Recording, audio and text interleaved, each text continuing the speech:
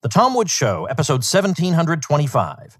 Prepare to set fire to the index card of allowable opinion. Your daily dose of liberty education starts here. The Tom Woods Show. Folks, the astonishingly delicious Press House coffee is now the official coffee of The Tom Woods Show. Take 20% off your first order when you go to PressHouseCoffee.com and use promo code WOODS at checkout. Hey everybody, Tom Woods here. Our old friend Dan McCarthy is back with us today. Dan is editor of the venerable journal Modern Age, which you should check out at modernagejournal.com. He's also a columnist over at the U.S. edition of The Spectator, spectator.us. We'll link to a few of his columns on the show notes page. And he's been writing about what's going on in the months leading up to the election and the Democrats and Republicans and what the various conventions accomplished and who deserves kudos and who doesn't, and all kinds of interesting analysis, and I wanted him to share some of that with us today. Dan, welcome back. Thanks, Tom. Delighted to be here. I need some of your cool-headed analysis with everything that's going on in the world. You've written on this already, and the GOP convention is behind us, and I didn't really cover it. But I did finally, just for the sake of the show and out of my own curiosity, sit down and watch the president's acceptance speech. And let me share my thoughts with you on it, and I'd like to get yours as well. Naturally, I think this kind of speech delivered from a teleprompter is not his strength. So, we do have that. But having said that, and even though I think there were parts of it that maybe dragged a bit, for what he's trying to go for, I thought it was very effective. So when he was listing some of his accomplishments, well, I don't like all of them, but, at least he's saying that I've done something. Fair enough. But he really hammered away at the violence going on in what he called Democrat-run cities over and over and over. He kept saying that. So I took that as an attempt finally to appeal beyond his base, because ordinary people who have no interest in politics are concerned about what's going on in the streets. Also, I thought the way he started off by talking about people like Andrew Jackson and Teddy Roosevelt, again, not my favorite figures in American history, but I understood what he was going for, that the other side wants to tear down statues and tell you that you're terrible people. And I don't want to do that to you. I want to do the opposite. I want to honor these people, and I want to praise you for your goodness. That seems, tailored naturally to the base. So, but also just to people who are tired of this. Just enough is enough. On the one hand, you're going to tell me that America is a wonderful place, but it's shot through with systemic racism and injustice at all levels. That's a hard tightrope to navigate. And I thought he went right for it. Yeah, I would agree with that. And I also think it was important that in his remarks, he talked about the pioneers. He really gave this sense of Americans as settlers, as people who are able to take charge of their own lives and go out and build something and create something. In fact, I think there's a great line in there where he says, Americans create things, they don't destroy their history. So it was reaching out to normal people who are outraged by the lawlessness in our cities. It was very much encouraging, I think, to his base. The entire Republican convention also, at various times presented a softer side of the Republican message as well. And I think that was, sort of well aimed towards suburban female voters. So overall, I think actually the convention was a success, and Donald Trump's speech at the climax of it was, I think, quite a big success. It was quite a long speech, which has its drawbacks, but it also signaled that Donald Trump is someone who has the energy to stand up there for over an hour giving a talk and listing a great many accomplishments. And it's a striking contrast with Joe Biden, who, if you ask, could he go for an hour and, maintain that level of focus, I think everyone would have to admit he can't. Right. I was wondering if that was in my imagination or not, that the length of the speech may itself have been some kind of signal, or if, maybe I was reading too much into that. So interesting, you got the same thing out of that. Yeah, I think I was very sort of surprised at the way Joe Biden's remarks, a week earlier had been received. Now, obviously, the press was going to be very flattering to Joe Biden to begin with, but it seemed to me to be an utter dud of a speech from Biden, and really just, quasi-plagiarized in places, recycling old lines, very uninspired, very, and Biden, whenever he wants to be emotional now, he just shouts. He can no longer modulate himself very well. And it was a very brief speech, and it just seemed like a complete dud. Whereas Donald Trump, he had some good lines, he had some laugh lines, he had plenty of invigorating imagery and history in his talk, and he talked about his accomplishments. It was a very substantive speech.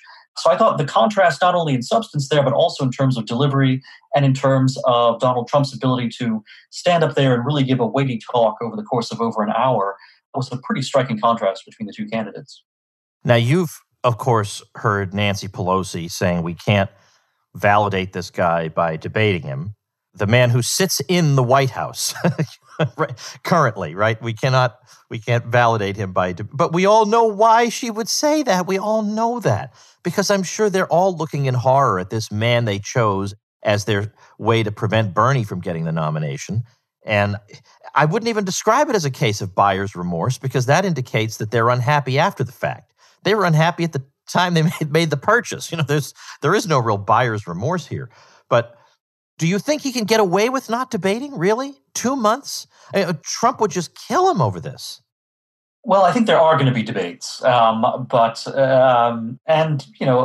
one thing that the Democrats are doing is trying to set expectations so low that even if Biden, shows up at all, they're going to declare it a victory because, hey, it turns out he's not actually, sort of confined to his basement in a sort of doddering condition, but that he can, sort of walk around and talk. And that's basically what we saw happen, by the way, with Biden's acceptance speech at the Democratic nomination.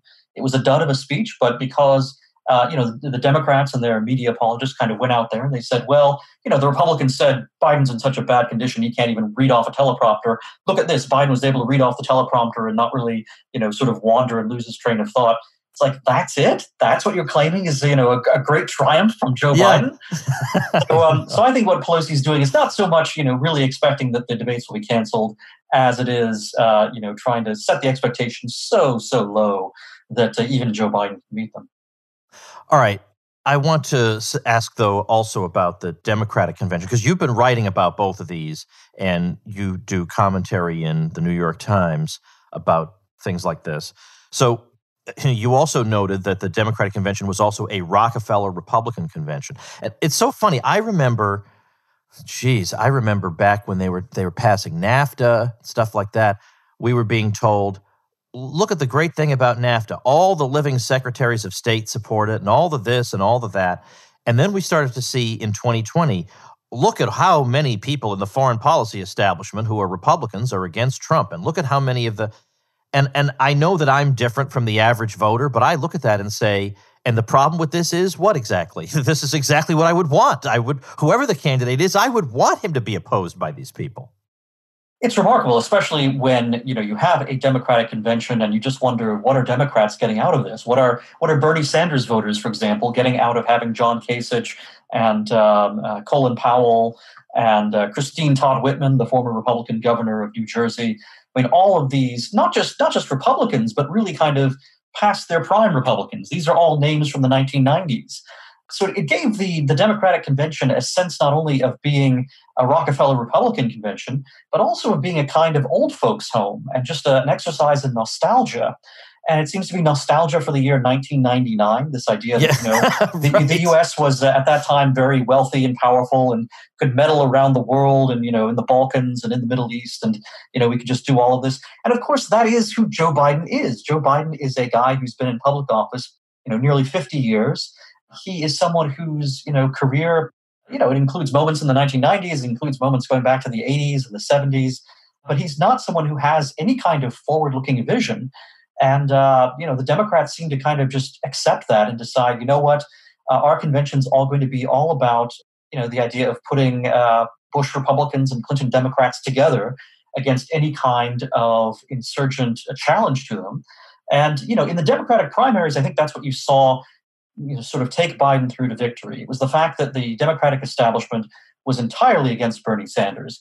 And yes, Joe Biden had, support among black voters, which was very important.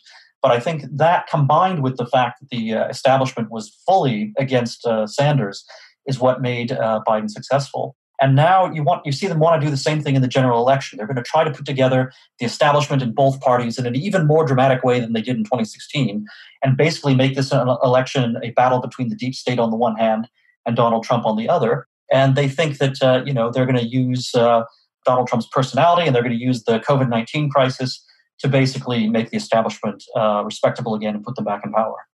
I saw on Twitter Alex Berenson speculating out loud about something I'm not sure it's true or not, but it seems plausible, that a vote for Trump is the kind of vote that sometimes comes just when you don't know what you're going to do, but you're standing there in the voting booth and you're thinking it all over, and you say, you know what?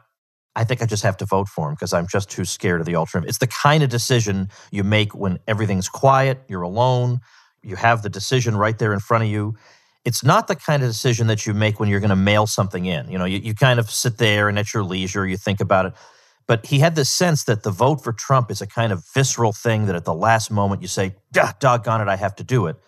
And that maybe that does make a difference, whether there's mail-in voting or not. I mean, do you think there's anything? I'm not sure I'm describing that right. Well, I don't, that psychological apparatus is one thing, but there actually is data. There have been a number of polls which show that there is a big difference between people who intend to vote in person and people who intend to vote by mail in terms of their attitudes towards the two candidates. And what Berenson was getting at is correct. We find that people who are planning to vote by mail are leaning quite heavily towards Joe Biden, and people who intend to vote in person are leaning towards Donald Trump. So, and I think this is going to be a big problem, by the way, because you're going to see when you have different methods of election taking place simultaneously and different candidates performing differentially in those different methods, it really just obliterates the idea of a fair election, doesn't it? Because then you have people basically playing by separate rules. So it's going to be a very nasty mess, and whoever wins is going to be, sort of attacked by the other side as illegitimate. Right. And just when you think, well, can't get more hot than it's been the last 4 years. No. It could get way, way crazier. I liked, by the way, again, just from a purely political point of view, because usually what I find is people right of center are not politically savvy. Pat Buchanan was politically savvy. Like he gets how it works and he knows what to do and say. So, for example, when Kristi Noem took the opportunity of the success she's had battling the virus to then make a video urging people who believe in limited government to move to South Dakota, that's highly unusually astute for, in our day and age for somebody right of center. So for Trump to get up there and say, oh, by the way, anytime they want peace restored in their cities, they just have to give me a call. Oh, geez, that's a killer statement. All you have to do is give me a call and it'll be resolved by tomorrow morning. Oh, jeez. Yikes. I agree. It's a power move. And, people look at this, and obviously the media presents this in an entirely partisan way where, Donald Trump is he's running against Biden, and so he's criticizing these Democratic mayors and governors. But you know what? Put aside the politics, put aside the 2020 election. And, it's not an accident that every single one of these cities, pretty much, where you have the riots and you have, police abuses being claimed and other things going drastically wrong. You have arson, you have looting, you have murder rates skyrocketing. They're all run by Democratic mayors and Democratic city councils. This is a party that has fundamentally failed. And to reward this party by giving it the presidency as well, which is then going to have an effect, by the way, on, for example, prosecutions of these, sort of criminals, the looters, the arsonists, the murderers. It's going to have an effect on, sort of not only revenue flows and how funding is allotted to the states, because obviously, that's unfortunately one of the things that takes place in our system is that the federal government takes in all this money and then redistributes it unequally among the states according to political concerns. But it's just going to completely exacerbate at the federal level. You're not going to see necessarily all these dramatic sort of pro-criminal policies right away, but you put the people in office who have the sympathy for the Democratic mayors and the Democratic city councils. You're going to get policies which are only going to accommodate these cities, that are going to actually sort of pay them for the damages and things, and will basically sort of incentivize the continuation of the failed policies. It's going to be an utter disaster. And the only way to stop it is to, first of all, prevent the Democrats from getting more power at the federal level.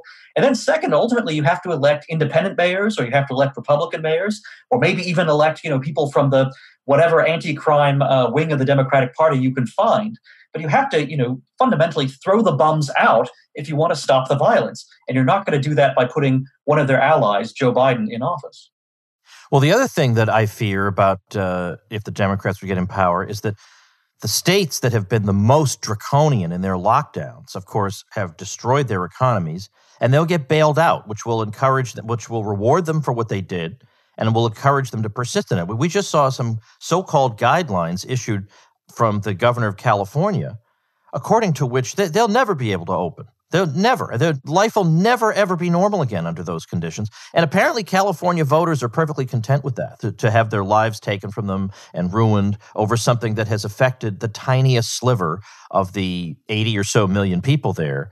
That would be the thing that would make me the angriest, would be to see those states bailed out. No, they should have to deal with their own stupidity on this. That's right. No, they're going to be bailed out, and it's going to be transformative. I mean, it's going to change. Already we have a system where the federal government does a great deal to corrupt and incentivize bad policies among the states.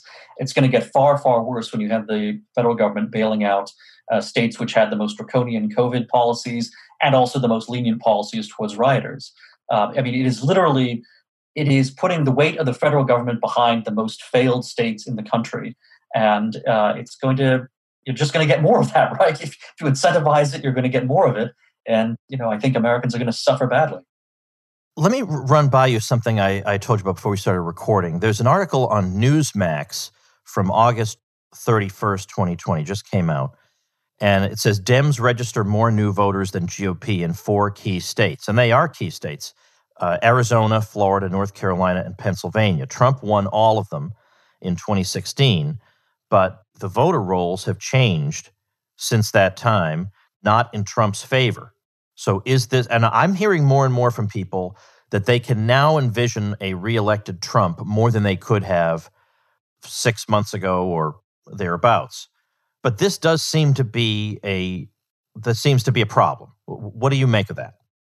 It is a problem, and I think we have to be realistic that the odds are against President Trump. He does have a fighting chance, and in the battleground states, there are a lot of voters who are not fully committed to either party and who, are willing to, as we talked about earlier, who might in fact, when they vote in person, decide Donald Trump is the way they want to go. But the trends have moved against him over the last 3 years, not only in voter registration, but also there has been such a relentless, effort to demonize Donald Trump as a Putin puppet. And, generally the attacks on him from both the media and the Democrats have been relentless.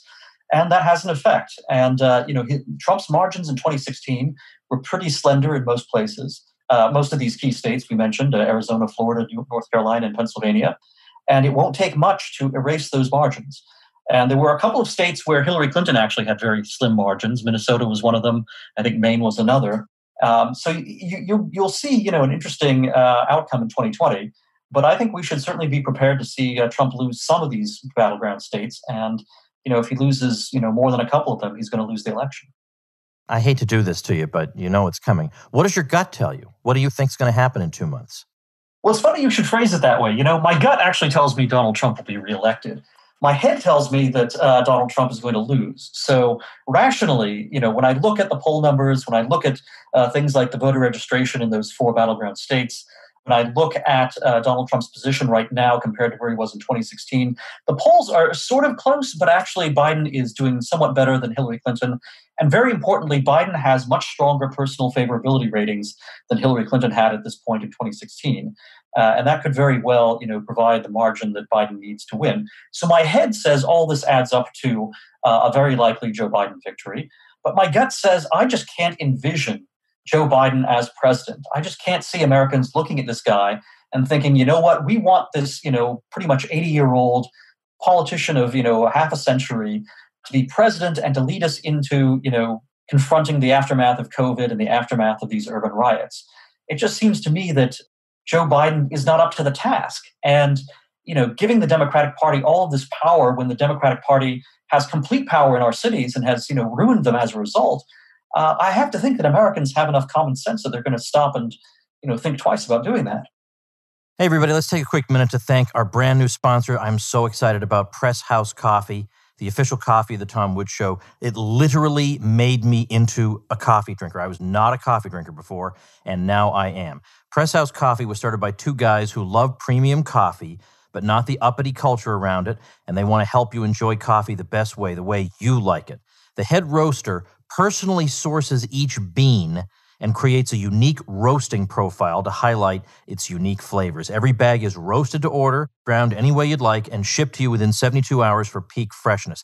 Now, you can get the most delicious, familiar diner-style coffee you've ever had, or you can be amazed by the wild, fruity notes coffee is capable of. And in particular, the beautiful thing about their so-called flavored coffees is that they're not really flavored coffees. Normally, you get some coffee company, they give you some coffee, and then they add some chemical to it to make it taste like such and such. That's not what Press House does. They take real coffees and blend them in such a way that they generate these flavors naturally. With a Roaster's Choice subscription, you can discover great coffees from around the world, one hand-selected bean at a time, delivered right to your door.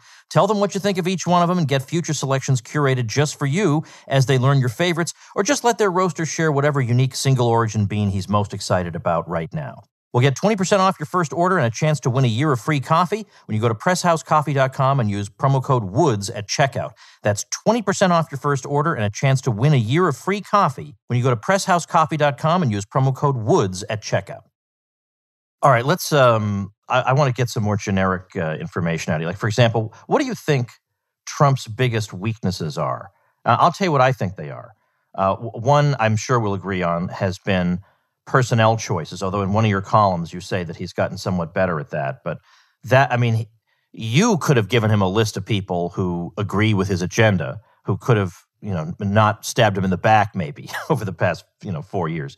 So there's that. But the other thing I would say is, and anytime you criticize Trump, people say, look, he won against all the odds. He knows better than you. That's true, but he's not infallible. And I think he has not adequately built on his base over the past 4 years. I think he's played way too much to it, even though I enjoy the tweets, I enjoy the entertainment, but the average person might be turned off by some of it. And I just don't think the speech he gave, I think, reaches out to them, but it's been 4 years. And I think given that even with his base, he really barely won it. I mean, yes, the electoral result looks pretty good, but these are razor-thin margins in some places that gave him those electoral votes. He's got to build beyond that, and I don't think he's adequately done that. Well, I tend to agree. I think, if you look at these Rust Belt states, which are the real heart of the battlegrounds right now, so Pennsylvania, Wisconsin, Minnesota, Michigan, Donald Trump, was given a chance by these voters back in 2016. And I think he should have been making the case over the past, couple of years here. So certainly since the 2018 midterms, he should have been going to these states and really making a powerful case to them in person that he had delivered for them, and that where he's failed to deliver, it's been because of the Democratic opposition or because of the Republican opposition in Congress. But basically, I think he really needed to create a narrative, over the past year that would have assured these voters that he is still fighting for them in Washington. And if they reelect him, good things are going to happen. And if they fail to reelect him, they will lose, any kind of representation at all in Washington, D.C., because their congressmen are going to be, kind of kowtowing to special interests. They're not going to be fighting for the workers. Donald Trump, for whatever reason, maybe because of impeachment and being tied down by other things, I just don't know that he was able to make that kind of a pitch to the industrial Midwest. So that's a big problem. Beyond that, I tend to agree with you that Trump is pretty effective at communicating to his own base, and there is a sense in which he actually needs to keep doing that in a pretty intense way, because intensity, enthusiasm, and getting people out to vote is going to be a big part of his fighting chance in 2020. But beyond that, he also did need to do something more to reassure suburban voters and especially suburban women. And I don't know that that took place until the Republican convention this past week. And as a result, Trump has a bit of a deficit there. And there's a need to appeal to voters with different personalities as well as different interests. And in general, I think Donald Trump appeals to your most hard-charging and combative personalities, which is important and good. But there's a need to have a broader outreach as well. And maybe Melania, maybe Ivanka, maybe other sort of women in Donald Trump's circle, not just his family members, could have helped with that. But in any case, I think that was a bit of a loss. If you think back to 2017, when Donald Trump first came into office, that was one of the things that seemed kind of promising. You had, people like Steve Bannon who were there for the hardline populist approach. But then you had this idea that maybe people like Ivanka Trump were also going to represent, kind of a softer side of the Trump project, and that would appeal to voters and to Americans who didn't feel represented at all by the Steve Bannon side. And instead, what you've wound up with is, Bannon, of course, left. Trump himself had a very hard-charging approach. And, the influence of Ivanka and Jared Kushner has tended to be something that has irritated the hard-charging, Donald Trump base, the populists, without actually bringing in the suburbanites that, they should have been able to appeal to. Let me run by you an idea that I had on a previous episode involving social media. I hesitate to use the word censorship, but you know what I mean, that they do prevent people from saying what they want to say. Sometimes they block or remove people. I mean, we all know about that. And even Trump has had to deal with that himself. So in response, I've heard him say, we're going to make sure that they allow free speech and this and that. But I wonder, there are numerous competitors to the major social media platforms like Facebook and Twitter. And they're all small-ish. Some are bigger than others. Some have better features than others. But they are just one presidential endorsement away from absolutely taking off and building up that network effect.